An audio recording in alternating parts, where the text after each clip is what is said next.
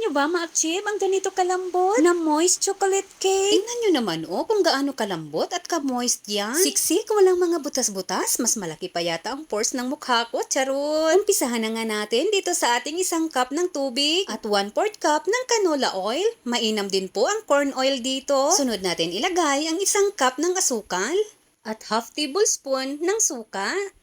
I-mix-mix lang natin itong mabuti hanggang sa matunaw ang ating asukal. I-set aside muna natin ito at mag-sip muna tayo ng 1 cup ng all-purpose flour at 1/4 cup plus 2 tablespoon ng cocoa powder. That's cocoa powder po ang ginamit ko dito. Mainam po dito ang Beans Door. Lagyan rin natin ito ng half teaspoon ng instant coffee, 3/4 teaspoon ng baking soda, 3/4 teaspoon ng baking powder, at 1/4 teaspoon ng asin. Huwag po natin i-skip ang pag-sip nito.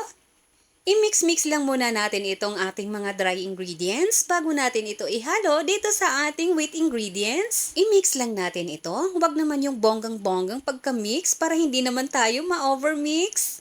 Once na mix na nating mabuti, salain lang natin ito para siguradong walang buo-buong harina na mahahalo sa ating mixture at maganda ang kakalabasan ng ating moist cake. At ganitong consistency ang kailangan natin. Ilipat lang natin ito dito sa ating baking pan. Nilagyan ko lang yan ng parchment paper. Ang size po ng ating baking pan ay 7x3.